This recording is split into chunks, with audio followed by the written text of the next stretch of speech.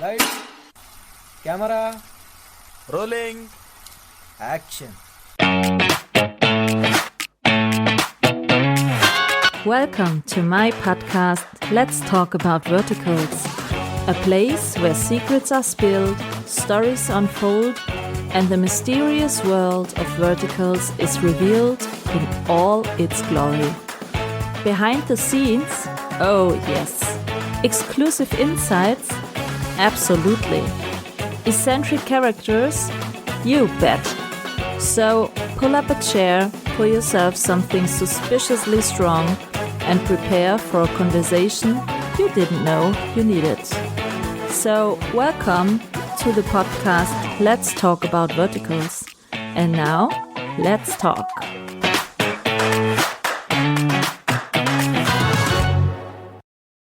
Hello and welcome to my podcast Let's Talk About Verticals. And today it's a kind of special episode because no actor, no actress, no director, no fans. We have another type of crew member in this vertical space. And I'm really happy that she asked me if she can join the podcast because it's a big theme she's working with. And I say, hello, Alina Averianova. Right? You got it. Yeah. Thank you for having me. Very excited. A lot of people who are not familiar with filmmaking ask me what is it that I do. Even my parents were curious what is it exactly that I'm Does doing. your parents know what verticals are? They do, but only from my stories from set and not so much from watching them, because neither one of in my family, neither mom nor dad watch any of that. So you told me you are from Russia. Are Correct. in Russia verticals popular? The conversation about them is just starting. I know that a couple of big streaming platforms acquired a couple of verticals to put along with the feature films on their websites and see how people are gonna like it.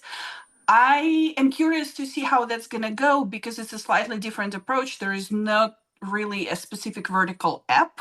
It's just among the other titles in the library of the movies. Yes. I'm not sure if it's the same audience. I'm not sure if it's the same type of, what are we going to watch tonight? Let's put on the vertical for an hour. It's not that vibe. So I'm curious to see how that's going to go. But no, they're not, there are no specific dedicated vertical platform there yet. Yet. We will see yet. So we have to explain first, who are you and what are you doing?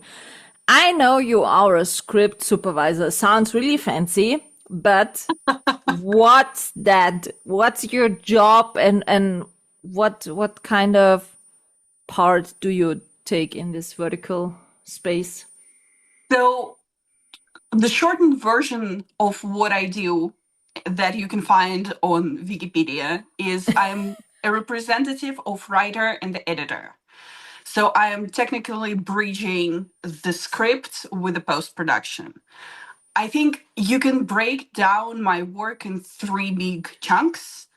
In prep, I break down the script scene by scene linearly so that when you shoot the vertical script or any other script of that matter, you never shoot it in the order of scenes unless it's a very consecutive sequence with a lot of special effects that are building on top of each other within the same moment of time. And I only had one production in my whole career that literally shot scene 1, 2, 3 onwards till the last one because of all the blood. It was an action movie because of all the blood buildup that was supposed to be happening on the costumes.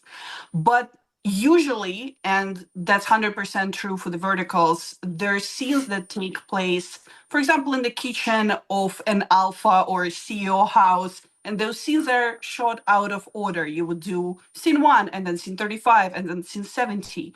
And they happen within different sequences. The actors are supposed to have different makeup, have or not have bruisers, have or not have certain hairstyle that is carried over from the scene before or is important for the scene after.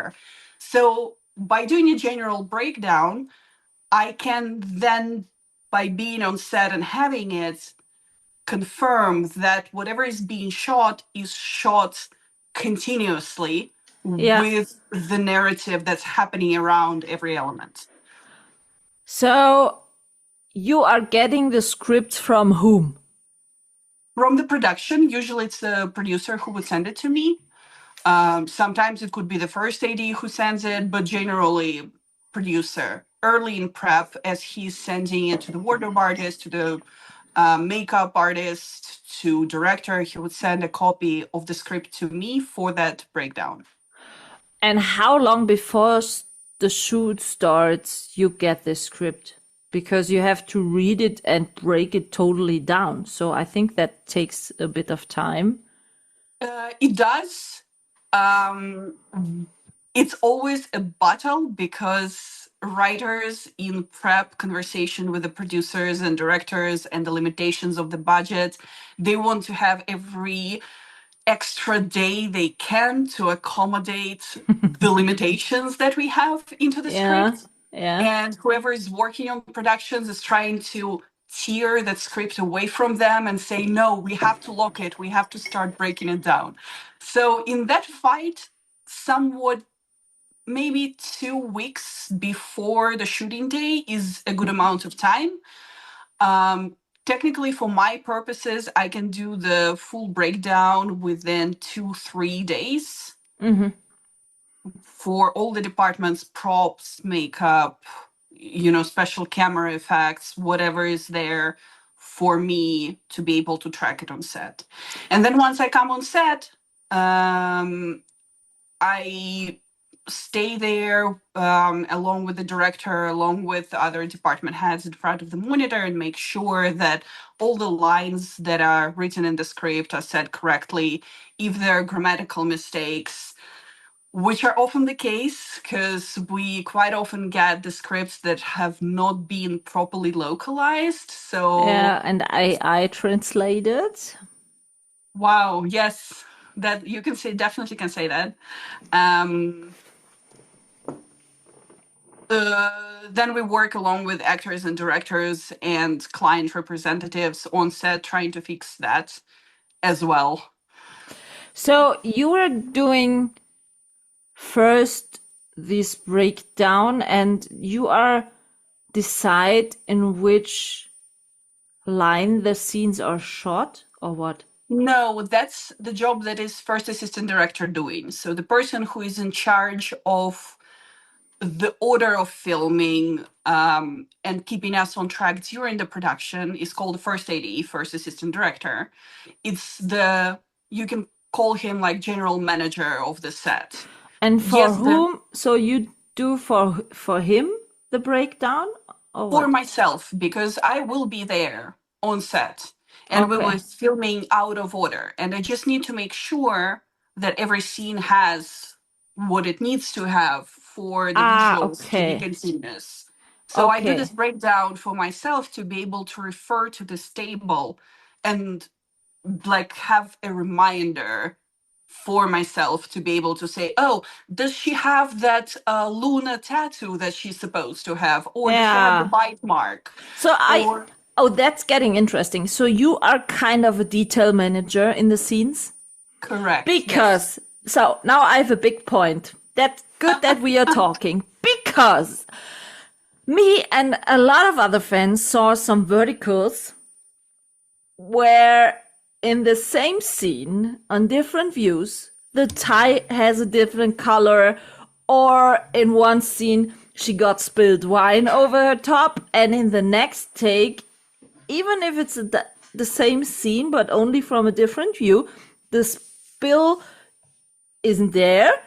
Or I spoke, for example, with Haley Hansen, the actress, and she said they shot a scene, it was a dinner scene with more people on 2 different days.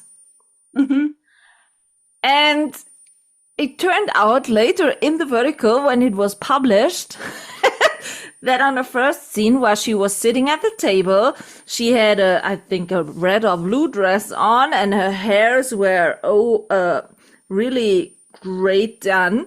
And in the next shot of this scene, she has to run out of the room. It was a dress in a different color, and her hairs were open. How could this happen? Well, my kin should take the full responsibility for that. It should not be happening, especially not with major things like a wardrobe or hairstyle. Because that's ultimately what we are there for, to make sure that those elements stay consistent. I have to address, however, the wine spiel separately, because that's a nightmare of all vertical productions.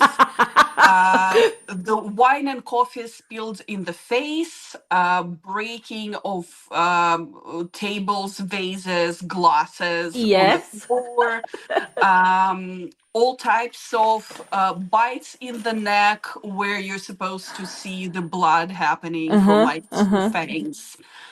All type of, oh, he took a bullet wound, but then talks for 7 scenes after that, normal conversation, nothing happened. Like all that is a pain of our existence in a way, because verticals, so we get a feature length script, which in the usual, even low budget feature world, you would work on making it as real to the reality of the story as possible over the span of at least 18-20 shooting days. That's a good amount of filming days for a feature film. We're getting all the craziness of the spills and the cuts and the bullets and whatnot, and we film it within 6, 7, 8 days. So we have very high page counts, a lot of elements to maintain as consistent as we humanly can, and a very low budget to do that. So very often, even though it should not be done and said, but we kind of try to see if it's going to be completely horrible if she has that vampire bite or cut or spill for one scene, and then we can assume within the story world that she went to clean herself up and came back and it's not there anymore. It's a fairy tale that we tell ourselves to bring peace to our own souls, knowing that this is not supposed to be done this way. But very often when you have one picture dress and the budget cannot accommodate for 2 dresses, and you don't know how the wine going to behave, how it's going to stain on the day, you can only afford to do, for example, half of that sequence with the actual stain, but everything after the sequence or before the sequence with the stain, you would try to come up with some sort of excuse or an explanation for why she doesn't have it. Now we're getting to the point, because that's a big point the ladies and I were really often discussing. Sometimes the dress isn't the same, although it's the same scene. Or another example, showering scenes. You see, they are showering together, their hair's getting really wet, and in the next scene, their hair are totally dried up when they come out of the shower. How does it happen? It happens because you shoot after the shower first. You keep the shower scene as the last scene of the day, because it takes roughly an hour for one female actress, especially if it's the lead, to dry the hair and restyle it completely. So we just wet it in one scene and assume that they completely went into blow drying, hairstyling in the same bathroom together, and then they walk out fully dry. Yeah, That's but the only it's way kind we of ridiculous when you see that they are just leaving the shower. So how can they dry their hair in the shower? Absolutely. No, I hear you. I guess I was totally in the, you have to listen to the episode I did with Caitlin from Verticate. We were discussing that we need a detail manager on set, because there are so often kind of really ridiculous scenes, which for us audiences, are they think we are dumb? Or can I ask you a No. question? If there are hospitals, now we spill it. That's great. I have you. If we have a hospital scene, and you know, there are a lot of points that are not realistic, but if you have to need a defibrillator because someone has a heart stop or a heart attack, why is it always pushed on the top and on the clothes?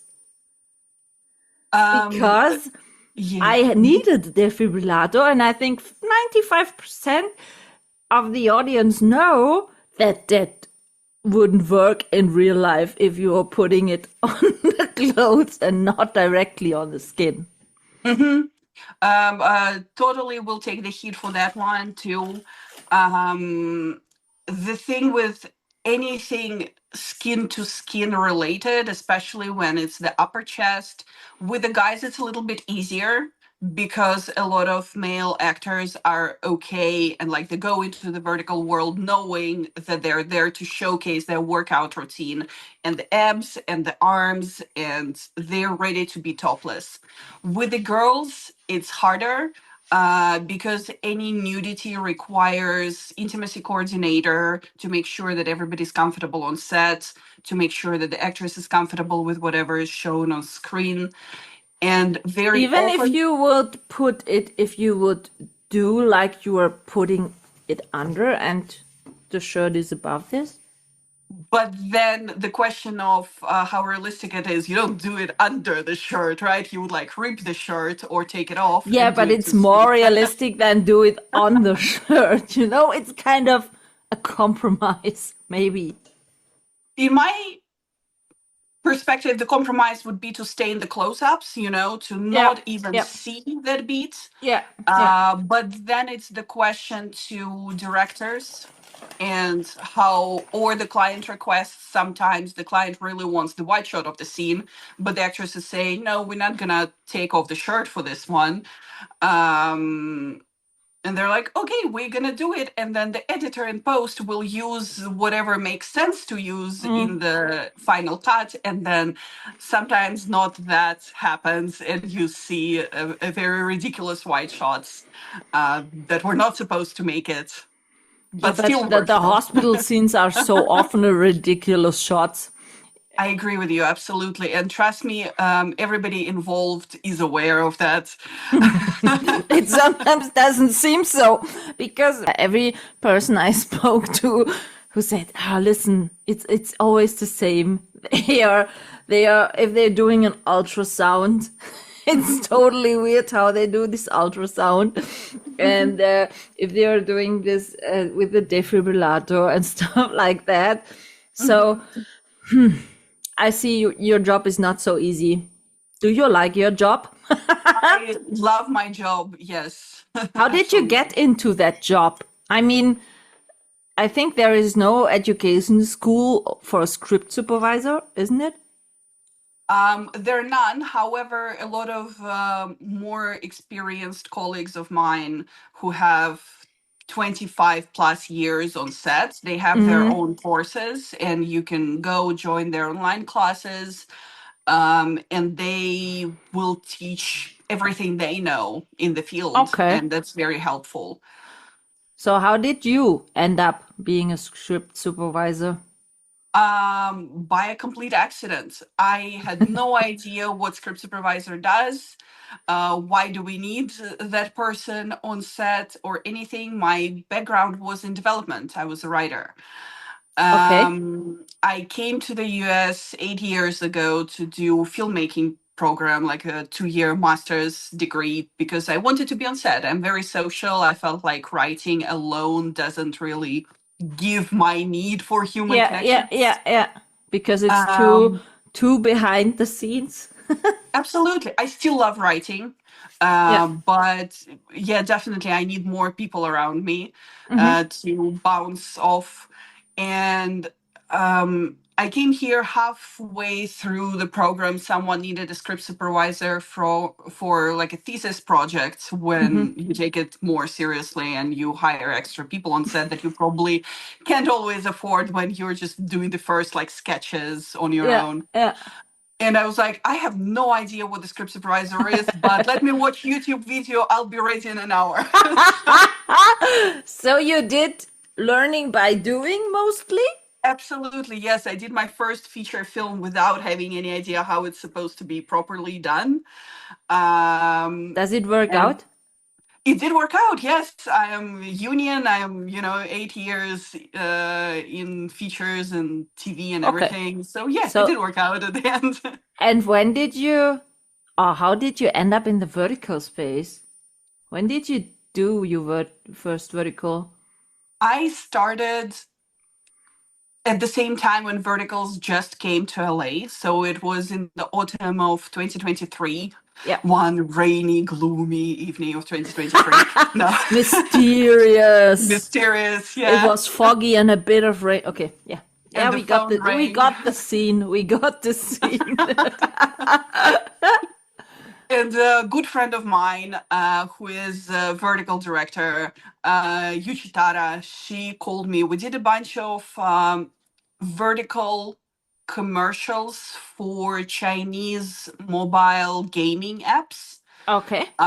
for a couple of years by then. And then she called me when she got an offer to direct a vertical drama in LA. And she said, I have no idea what that is, but this is like the longest thing I've ever directed because it's a feature length script. Yeah, it sounds good. Sounds good. Like she was on board. She wanted me on board because I was script supervising with her like every other month. And I was like, well, I've never heard of anything vertical, but sure, Webtoons, that's the only thing I can think of. Sure, let's go. We're What gonna was do it. this first vertical you did? Oh my God, I don't even remember it at this point. But I know that it was with Noah Farnley Yeah. and Noemi Van Slyke.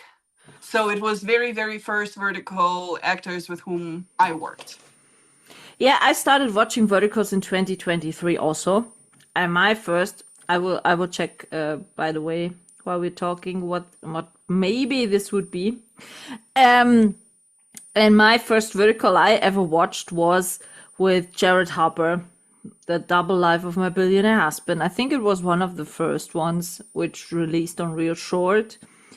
And that's why I'm asking what your first vertical was, because I think since 2023 till now, they're produced a bit better. Definitely. But we're doing, I think, over 40 verticals a year.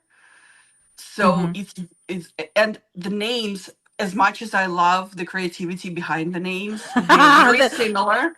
So when you're doing like 2, 3 projects a month and it's all my CEO, billionaire, werewolf, abandoned Yeah. virgin wife. Maybe with Daenerys.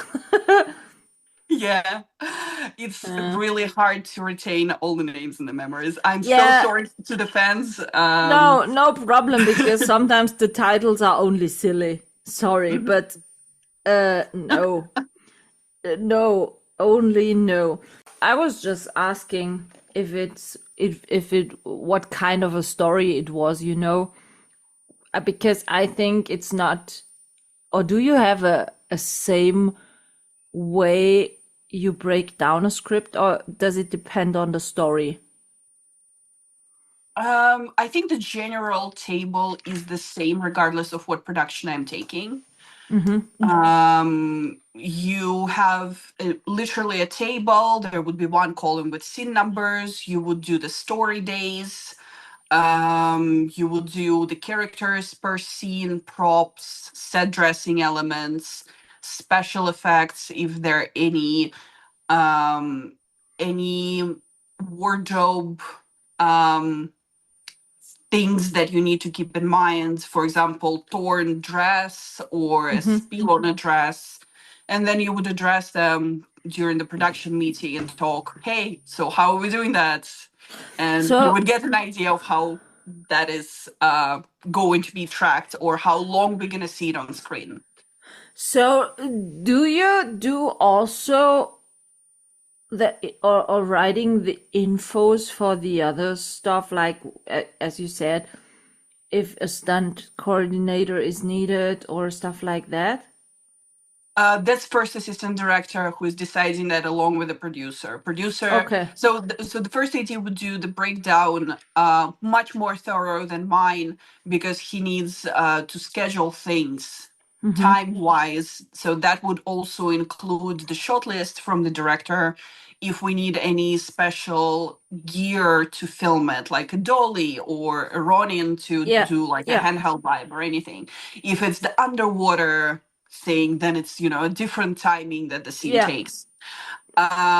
So he would be the one who would flag in the first, I think, pass of the scheduling. He would flag the days when first AD thinks that we need a stunt coordinator or intimacy coordinator or animal wrangler if there are animals, anything like that. And then he would ask producers, so what do we have in the budget? How many of those days we actually can afford?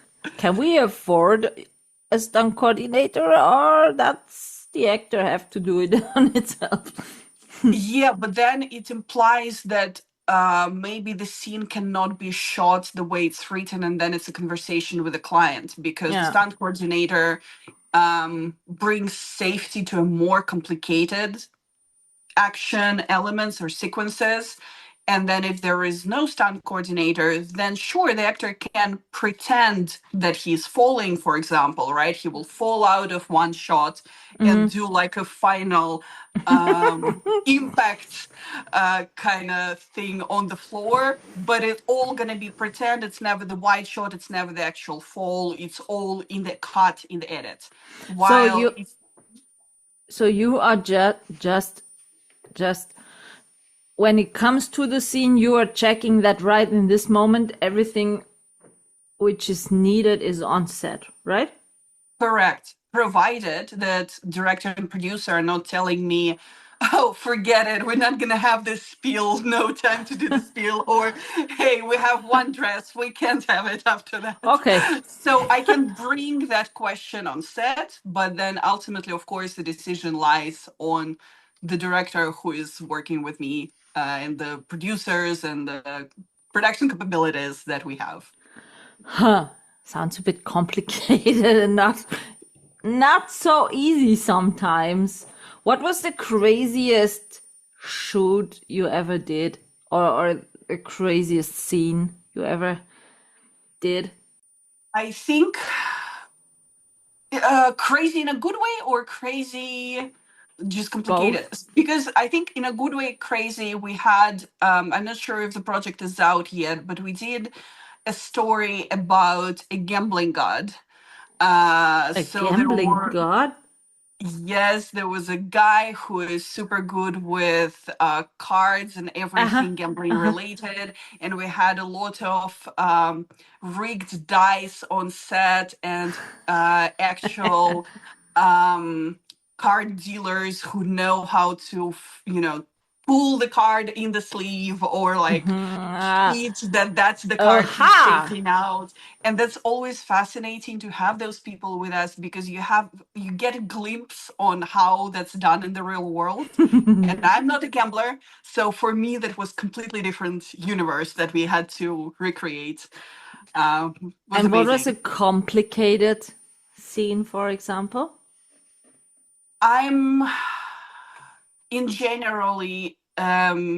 not a fan of long torturing sequences, but there has been a trend on a very long torturing, abusive content that would involve cuts or pushing someone under the water, whether it's sink or toilet or bathtub or pool, with breaking glass against someone's head. And when you have to do it within one, you do it 1 or 2 shooting days, fully dedicated to that sequence, everybody gets exhausted just mentally, along with cast members, because not so much because there are many things to track, even though that's the case too, but more so because you're participating in the activity that you don't necessarily like seeing or like being recreated even.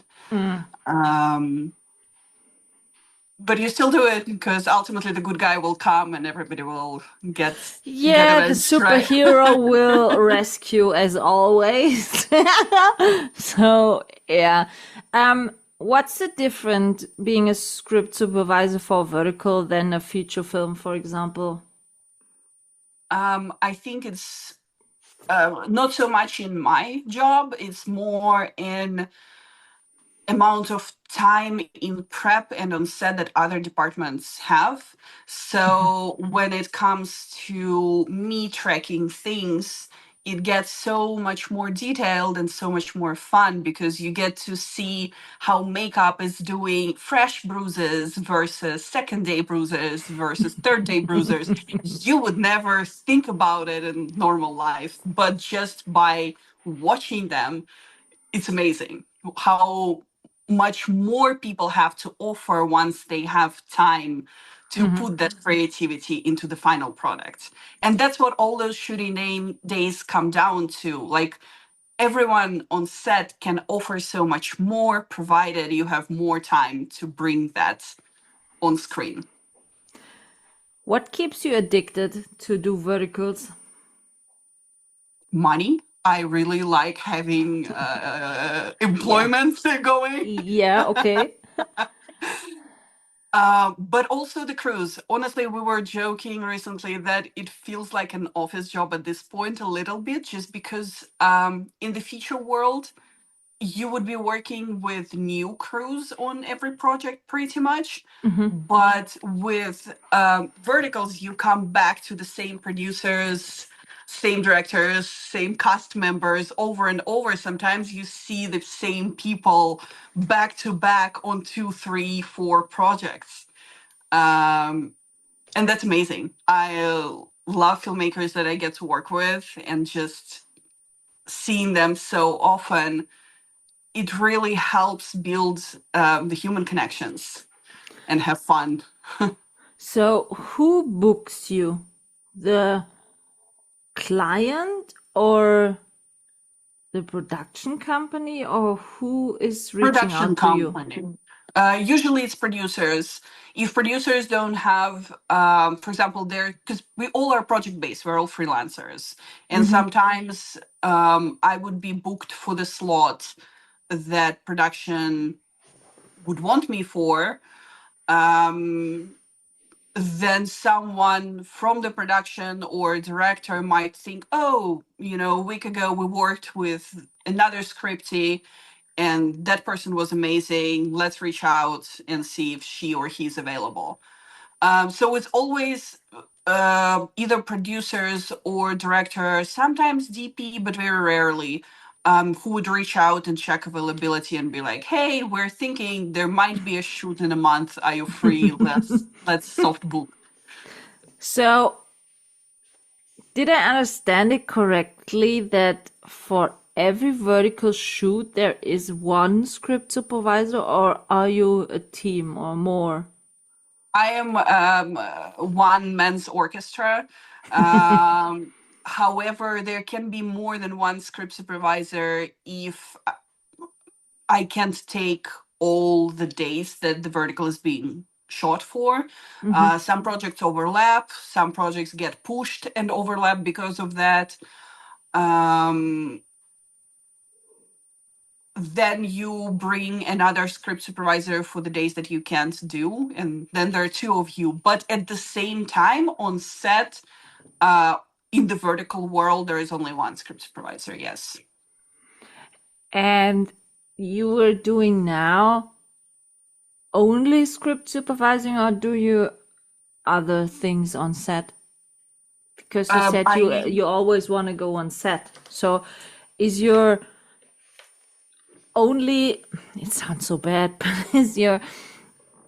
do you do other things like you said, writing and stuff like that also, or is your job that pays your rent the script supervisor job? It's Script Supervisor. 99% of the time, I am script supervising productions. I started writing recently for the verticals. I did my first 2 scripts last month. Very excited to see how they're gonna come out, if they're gonna come out. Can't say anything, all NDA protected. Hopefully but not full of slapping and raping. No, not at all. And I was very surprised that the company took them because there were not really any slapping or raping. But we'll see. Very excited, and definitely would love to write more,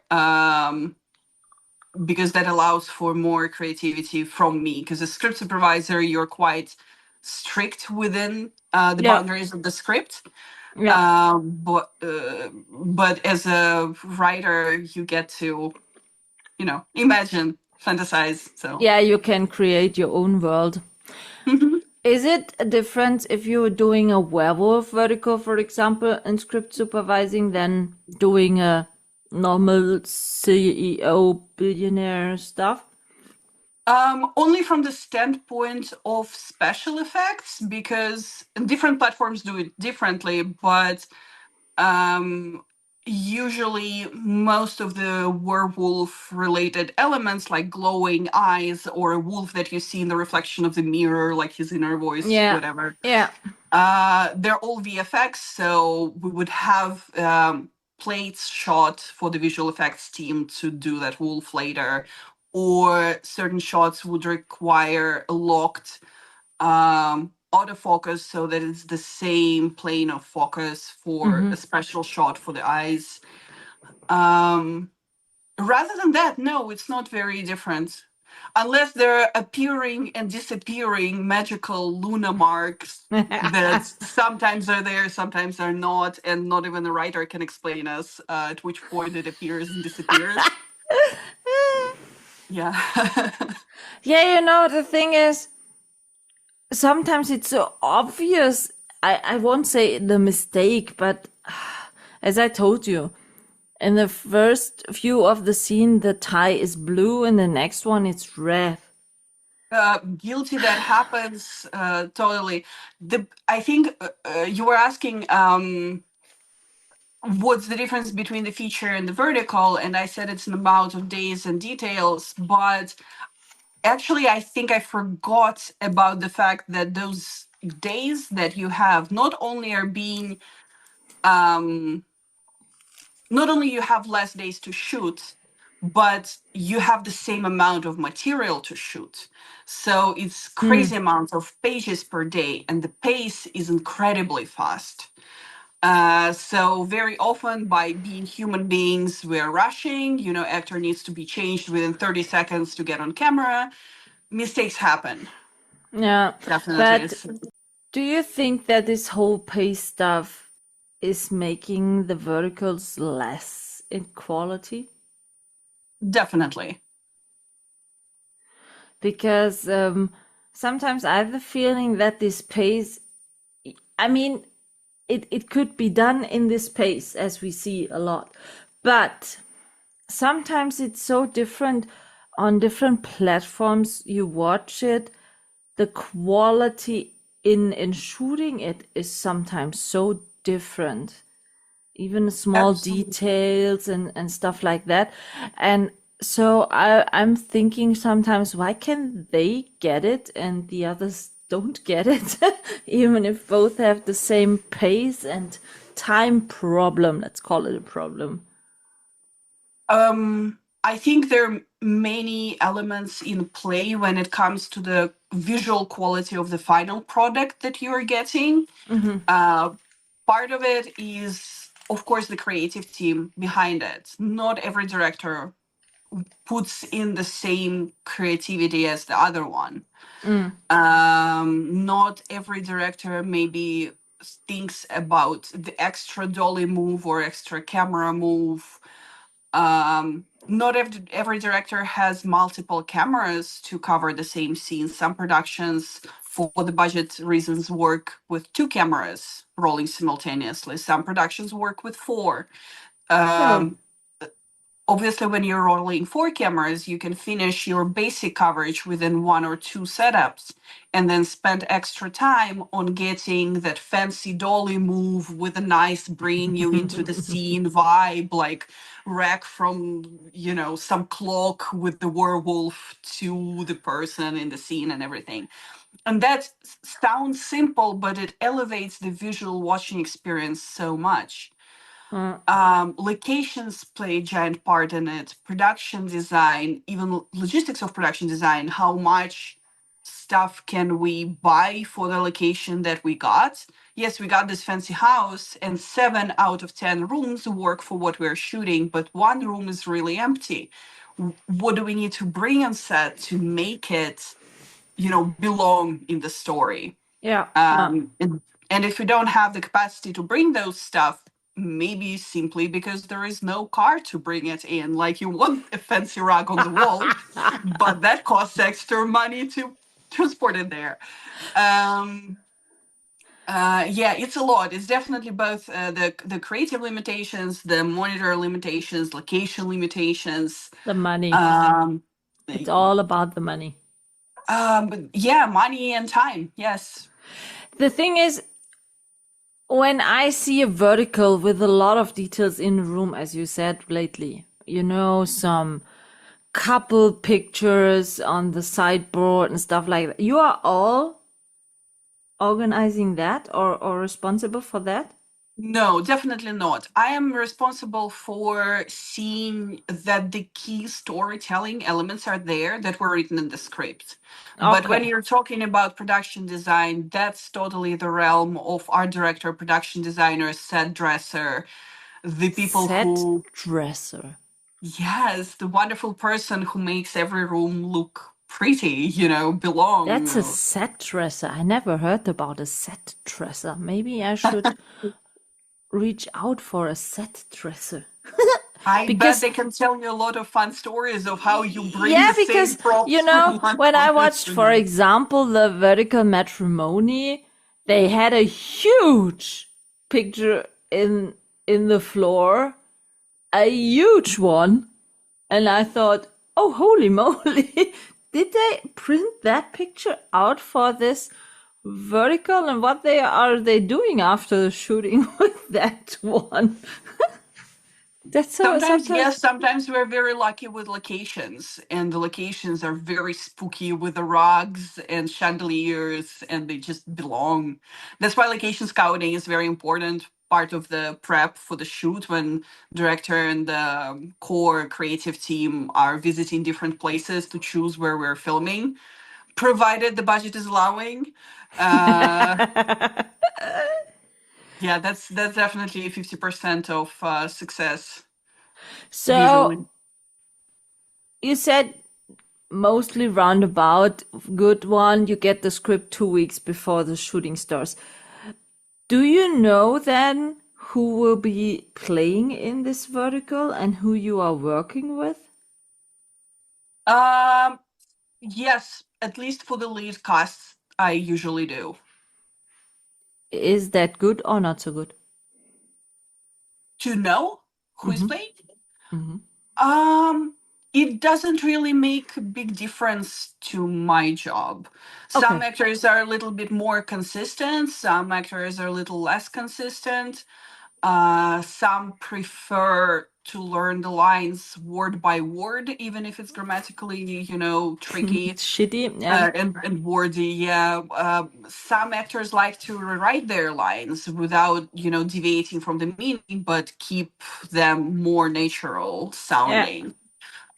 They're all different, but no, it does make a difference for me with whom to work. I love my actors. That's people whom I speak a lot on set with, in terms of like, oh, you picked up the cup with this hand, you turned on this line, you like held her in this direction or turned through the left shoulder in the take, to keep all that consistent. So I communicate with them a lot, and obviously feeding the lines is part of that too. Um, So no, love them all. That's good, love them all. So, because I can imagine that it would be hard if you cannot get along so good with anyone to work stuff like you set out that in 7 or 10 days that looked at the end really good in the vertical. You know what I mean? So, how is it? Did you ever a vertical with a children shooting or with Yes. a child or children on set? How is it working with them? Because there are lately a lot of verticals with a child or children in it, and I'm so impressed how professional they are playing and acting sometimes, even if they are so young. So they also need to get the script supervisor orders, let's say it orders. How is it working with children on set? It's very tricky because obviously the span of attention is very different from adult cast. The amount of hours that you're getting with kids is very different. So whenever there is a child written in the script, you know that depending on the age of the casted actor, you only get a certain amount of hours with him. The younger the actor is, the less amount of hours you're getting. So sometimes the script would demand an 8-year-old, but you know that if you cast 11-year-old who look like 8, you're getting more hours. So there's a lot more pressure on the casting, even from logistical standpoint, not even so much from the acting or like how good they are for the role, even though Yeah, that's implied, obviously, but yeah, that's implied for the adult actors too. yeah. There's just more consideration in terms of age. And kids cannot do stunts by default because they don't understand why we're doing it the way it's done. They can forget a thing, and that's not safe. So whenever there is a stunt scene with a child, it's always tricky to break it down in a simpler elements to make sure that the kid makes it safe for him, no matter how much of that sequence he remembers at the time. We just did a vertical where a kid was supposed to be put inside a fish tank with a constantly increasing water level inside the tank. And that was tricky because to put that kid inside, you need 2 adults carrying that kid over the edge of the fish tank because it's a human, tall fish tank.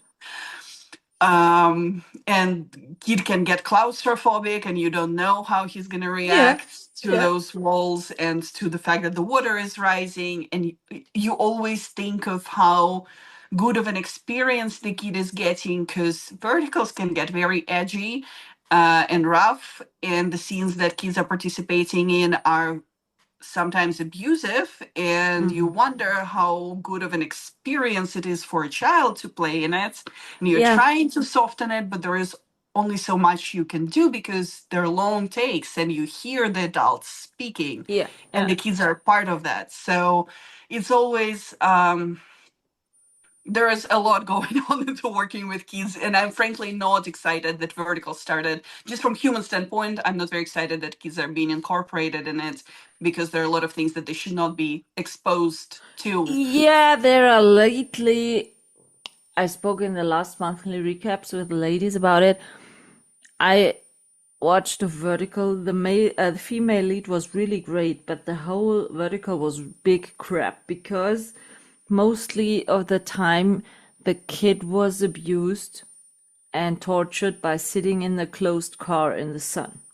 Mhm. And you see in the storyline how the kid gets more and more dehydrated and was screaming for help and stuff like that. And it was shown, I think, 15 minutes in the vertical. And that was one thing I thought, oh, really? Is that necessary Mhm. for a kid? I think she was 5, something like that. I'm not sure if so, even if it's acting, it's not influencing the kind of mental thinking of a kid at this age doing such a scene. I'm not so sure about that, to be honest. I agree. But that comes down to writing. That's something probably that the writer should be thinking about when creating the Yeah. world. Yeah. Because I think there are so many tools to keep the audience engaged into the Yeah. narrative Yeah. and to rise the stakes. And I think if you feel pressured into using kids or animals, I've seen a couple of verticals, unfortunately, that were going into animal abuse too recently, Or disabled person. or disabled person.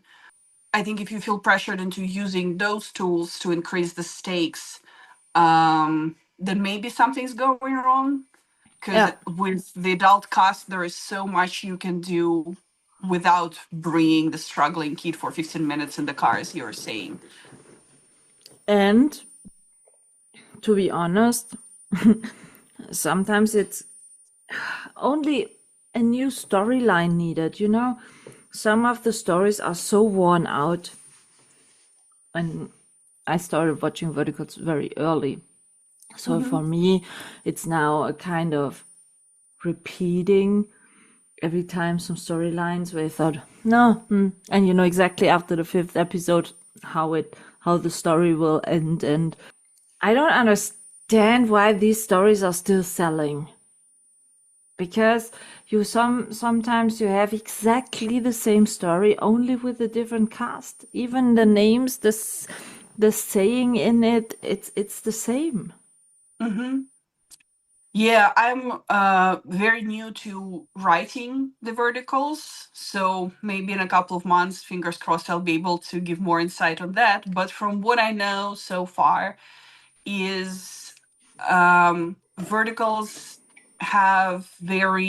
platforms have a lot of ways of tracking what story beats the audience left watching the vertical, what story beats audience rolled over from episode to episode, from before the paywall through the Yeah, paywall. yeah, yeah, yeah. And they sometimes think that by reusing the same elements they can ensure that the audience will stick with the story, which I don't think is the case, because if it worked the first time, that might only mean that the build up before that point was good enough for you to go through that, hook, that Yeah. transitional element. You liked it, it played well. It doesn't mean that by taking it and putting it in a completely different story just for the sake of keeping the audience's attention, that you think's gonna stay because it worked one time and the data showed that it worked that time, Yeah. doesn't mean it's gonna work in different story the same way. But they have very excessive marketing powered tools to analyze what story beats work and not, and which don't. And that I think is partially what makes the stories redundant, because the clients and the platforms want the same. If one vertical hit the charts and everybody watched Yeah. it, 10 other Yeah, platforms will hunt exactly. the same story. It's Try lately to with the repeat. sportive verticals. Only thing that changes is the sport. The storyline is always the same. Did you ever had to supervise exactly the same story? Yes, and also I very often see, if you work on one of the top platforms, drama box or real short story, that are often a little bit more creative and original. They're trying to come up with the new stuff. And then a month later, after the release, you're working on one of the smaller platforms, and you see exactly the same scenes just mushed together and incorporated in a one vertical that is trying to be a standalone story, but is really just a salad out of different scenes that you already shot for So for different you, projects. it's good because you don't have to make a completely new plan for it, isn't it? Well, I still have to do a new breakdown because the order is different. So now there may be a Ah, different okay. story day, different scars, whatever. Yeah, no, it's So still same one when order. is for you a project done? With the last shooting day?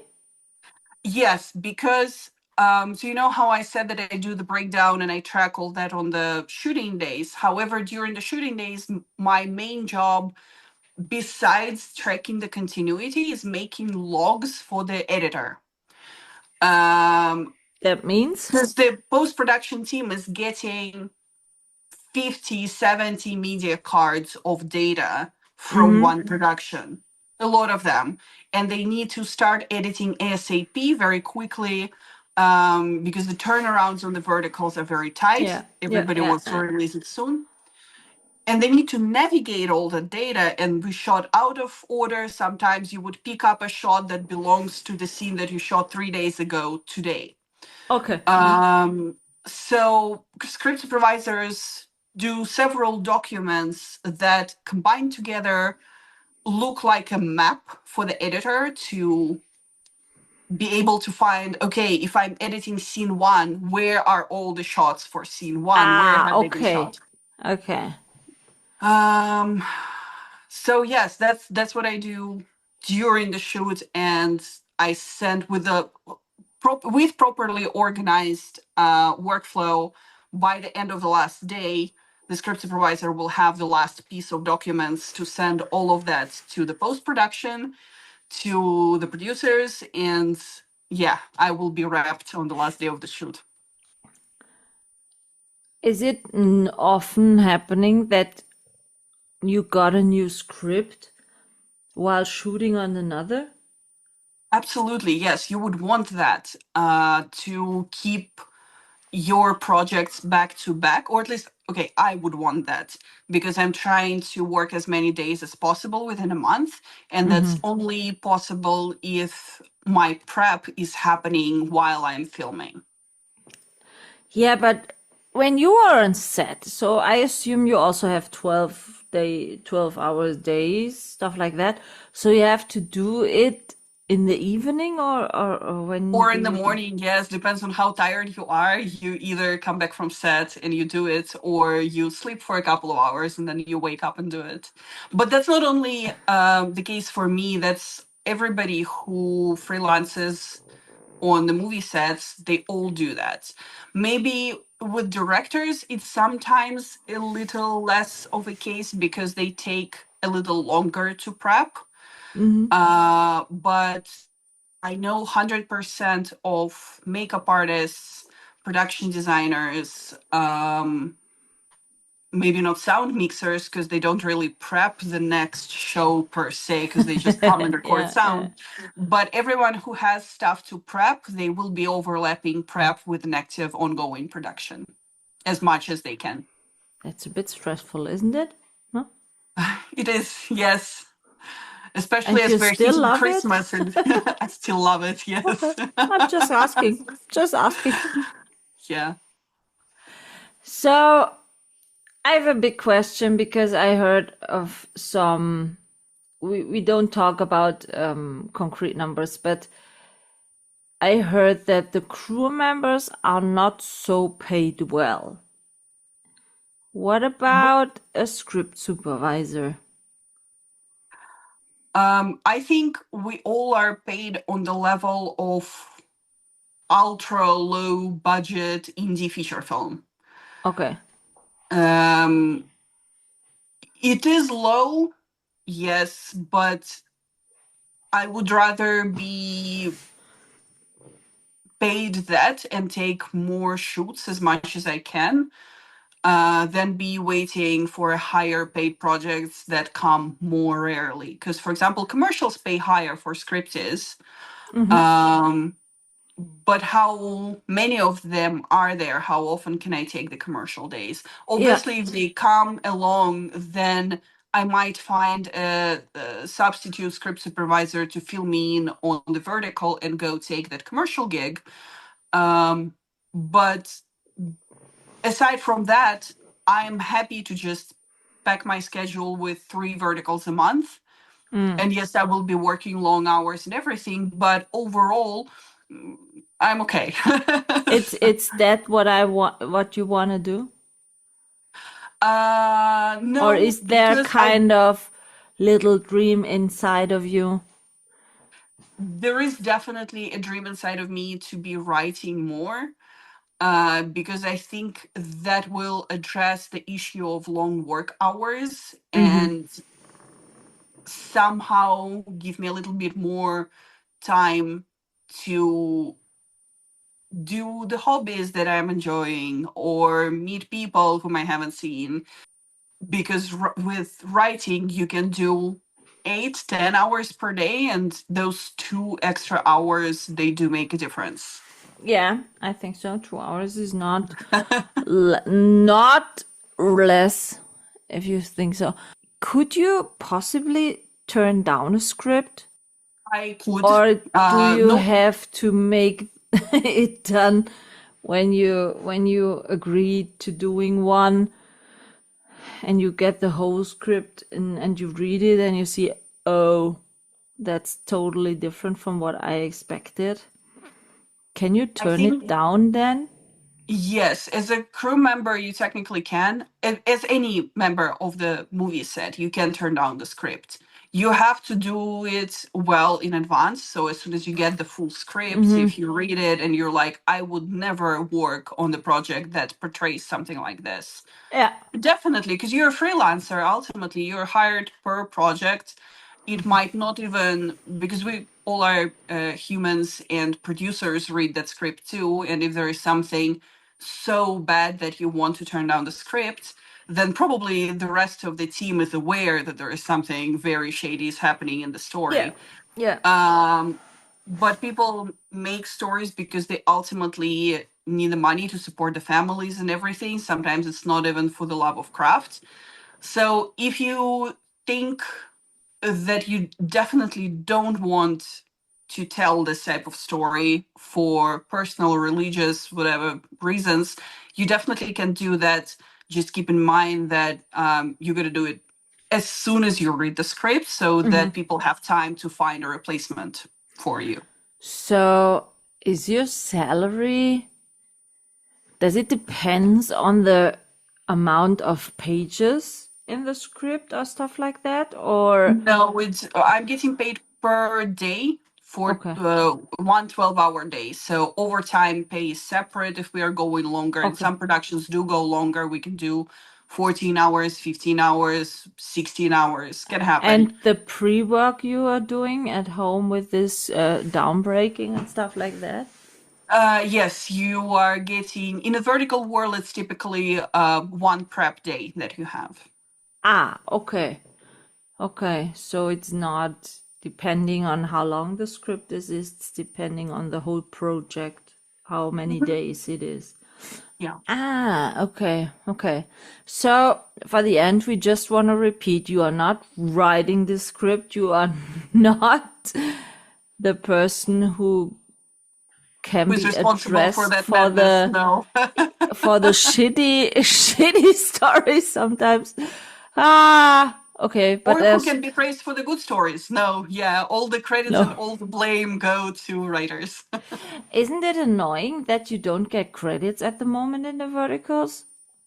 I do get credit as a script supervisor. If you check my IMDb, there's some of the verticals who did add themselves to Yeah, IMDb but pages. I'm thinking about in the verticals, at the end or stuff like that. No No, I'm credits happy are not to be shown. credited. So many crew members are not shown. If you Yeah. compare the credits of the feature films with all the VFX Yeah, team and the exactly. That's why I'm creative asking. team. Some No, I'm some okay. verticals don't even have credits on the leads. No, I'm okay with that. No, maybe I was just thinking, because if there would be credits, maybe you can get more jobs. I'm not really getting jobs because of how well the project is doing. I'm getting jobs because of how much producer, director, clients loved working with me on set, how Mhm. good of a job I did, Mhm. how nice of a person I was, not a total jerk to be Are around. you a nice person? You tell me. Very hard for me to answer. No, no, it's also, it depends how nice I was. Were you Uh, but sometimes not so nice? Sometimes no, but we all work under pressure for 12 Yeah. hours a day for 7 days at least in a row. So, how good of a human experience are you bringing on set? We all are tired at the end of the day. We all Yeah. want to go home, but you still have to be respectful and helpful to people who are suffering as much as you, or sometimes more than you, because like you might be working with an actor who is in the cold water of a pool outside filming how happy they are during the party scene, but they're freezing to death because the location doesn't have the heating in the pool.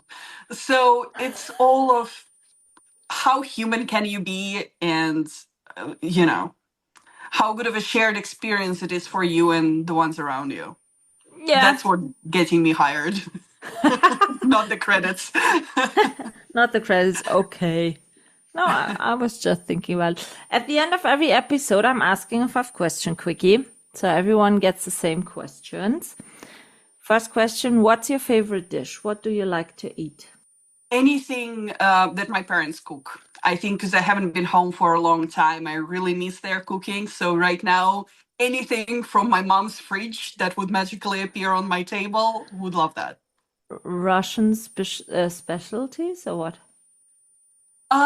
She bakes fantastically, so maybe one of the pies. Or my dad is amazing with doing plovs, which is a variation of uh it's like rice, kind of pulao rice. I'm not even sure how to call it, but it's a rice-based dish with meat that came to us probably from Armenia or Georgia, Mm-hmm.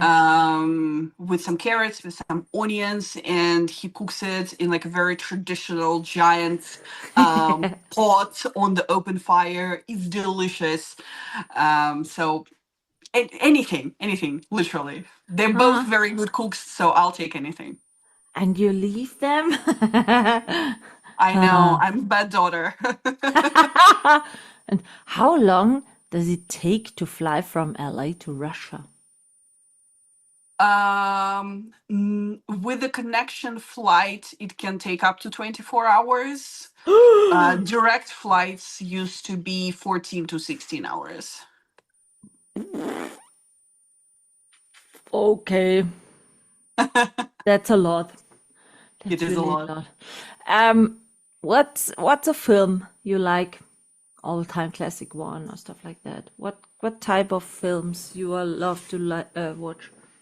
I'm a movie buff. I love very different movies.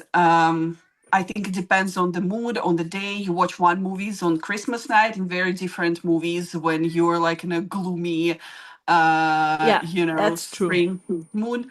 But just to give the range, I love animation a lot. So Tom Moore and Cartoon Saloon, the Irish animated studio, very close to my heart. Hayao Miyazaki, but I also love Nolan with Interstellar. When it came out, I watched it on my literally birthday night. Like as clock was going into my birthday, I was in the movie theater, and I still absolutely adore it. I love American noir films from the 50s. I think when I think movies, I think noir films. Okay. So something like M for Murder or The Third Man, that's also on the list. So there's a variety there. Yeah, but as you said, I think it depends on the mood you are. Mhm. It depends also on the mood, which kind of music you like. What's your favorite music? Oof, that's even harder. I don't think I have favorite music right now. I listen mostly to jazz and blues when I'm on Hmm. my own. Um, Something like Chet Baker, maybe with. just instrumental compositions in the mix, but I went through all eras, starting from Yeah. very bad emo days of my teenage days, through rock, through rap, anything. So if it's a good track, you like it, and if you don't like it, well, you don't listen to it. I don't really Yeah. choose music by genres. I think it's by whether I'm vibing with it or not. Okay.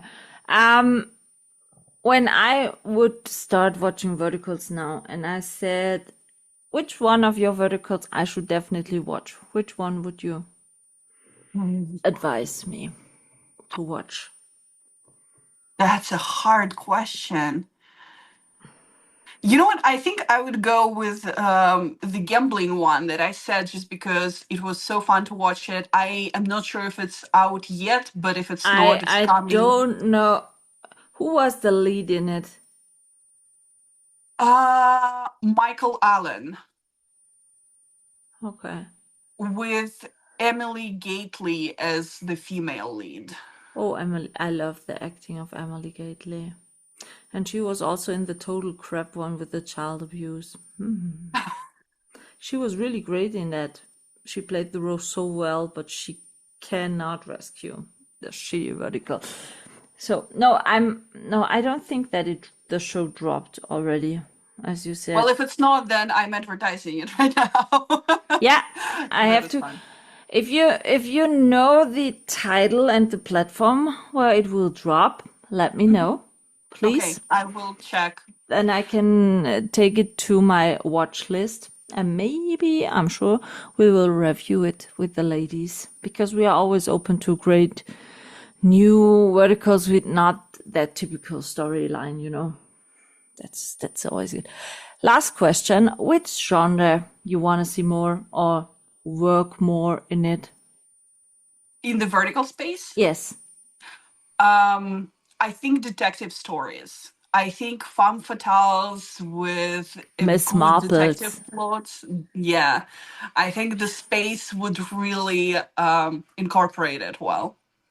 I spoke with Kirby Elwood for the podcast, and we decided that because she wanted to film so badly in Europe, that I said, what about shooting a kind of criminal series in the different Europe countries? And the leads are always the same one, but the cast changes everything, and the country changes every time.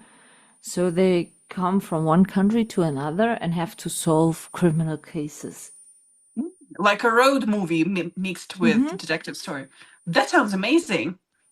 That was the idea of Kirby and I. And Kirby said, I want to have for the male lead Robert Palmer Watkins, because he did on Viglu, Love, Lies and Alibis. It was kind of criminal vertical. And Kirby said to me, yeah, I know some script writers. And I said, oh, that's fine. And the fun part is Danny Farber and Matt Macedo would also be in as directors. We need the money. That's amazing. No, I worked with Matt. Matt is great. So definitely find Yeah, I had such a lovely time and chat with him. He's a really, really nice person. And he wants to direct in Europe. So I said, okay, why not two birds with one stone? Everybody wants to direct in Europe. We all have that image of So a vacation almost. the position for the script supervisor is all in. No, it's not. It's open for discussion in this. I would love to apply.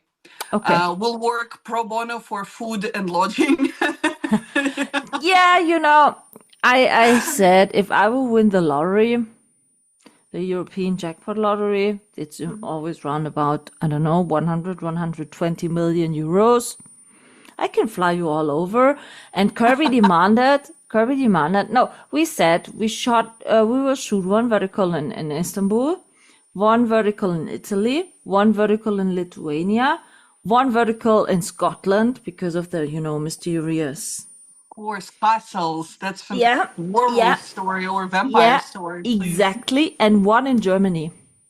Amazing. And I reached out to Robert Palmer Watkins and with the idea, and his answer was, I only read Europe, I'm in. And if I will win this 120 million euro, I will buy a private jet and I can fly you all over in one jet. And Kirby demanded that in every country, there is at least 3 or 4 days for the traveling the country. No shooting, traveling the country. So we have to stay roundabout in every country 3 weeks to shoot and make a bit a country trip. And then we move on to the next country. That sounds like a dream. Yeah, good, yeah. Yeah, we are working on it. We are Please working. keep me posted. I want to know Yeah, how to apply. the position as script supervisor is still open. So, but you have to do it then for the whole series, not only for one, for the whole one. I think I can endure it. I will, brace Okay, myself. that's good. No, That's fantastic. good. We will keep that in mind. So thank you very much, Alina, for your time and talking to me. It was really interesting. And I know now who's the missing detail manager Caitlin and I spoke about. Yeah, whom to slide interact and say, hey, this Hey, project had who X, was Y, the Z script missing. supervisor in this one? I have Yes. something to point on. Oh, Well, that's thank you good. for having me. It was a blast. So thank you, Alina. Have a nice day. Thank you. Bye. You too. Good night. This is a wrap on this episode, and I hope you tune in again.